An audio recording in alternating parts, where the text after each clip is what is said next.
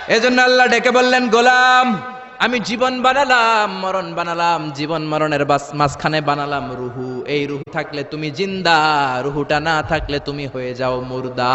এই যে মিজানুর রহমান আজারি কথা বলতেছে, হাসে, হাত নাড়ে, কথা বলে, কারণ রুহু আছে। এই রুহুটা বের হয়ে গেলে লাশ হয়ে পড়ে যেতে হবে। চিল্লায় বলেন ঠিক কিনা? মক্কার কাফিররা বলল, আব্দুল্লাহর বেটা মুহাম্মদ, রুহু কাকে বলে আমাদের বলো। রুহু দেখতে কেমন, কেমন করে দেহের মধ্যে রুহু ঢুকে, কেমন করে রুহুটা দেহ থেকে উড়াল দেয়, এই রুহুর ব্যাপারে তথ্য দিতে পারলে কালিমা পড়ে সবাই মুসলমান হয়ে যাব। আপনারা রুহু দেখছেন কেউ? আপনার দাদা যে মারা গেল, বাবা যে মারা গেল, রুহুটা যে উড়াল দিল, দেখছেন? কালার কেমন, সাইজ কতটুকু, ওজন কতটুকু, দেখতে কেমন?